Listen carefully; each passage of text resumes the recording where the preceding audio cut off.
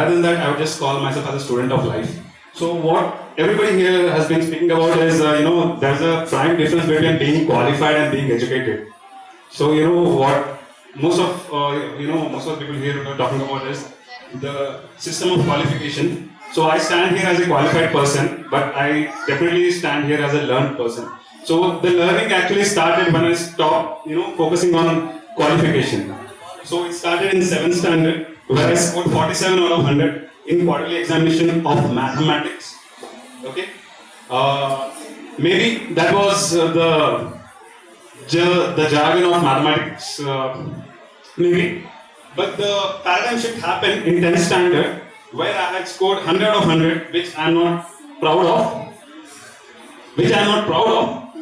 But the thing is, when you start to love learning, you start to deprive of the major outcomes of learning, which is just based upon marks, or either in just two phrases called pass or fail. When you go beyond that, you start to love learning and try to defocus. It may not sound grammatically correct, but that is the exact word which I had framed in my diary in my school. Defocus from the things which deprive you of thinking, apart from others. So many people will call you that you are not focusing in the class or something else, but you are focused on learning. It is your choice. So there are two phases. Many people have their own definition of success, but I don't have any definition of success. People say that if you do this, you are successful. People say that if you do that, you are successful. But there comes a stage in life that, what if I do not do this and then move on?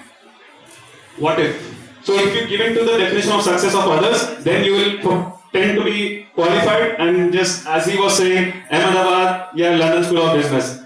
But why do you want to study business in first place? That is what I am talking about. You understood, right? That is what I am talking about. What else after studying business? What else after studying business? So all the successful business persons, do they have an MBA? No, right? It's okay. My question is a little rhetorical, okay? So I'm sorry if I'm becoming a little emotional, but at the same place, I did speak about the same concept way back. So never believe any other person's definition of success, at least when you're in school, and just believe your heart, that's it. Thank you.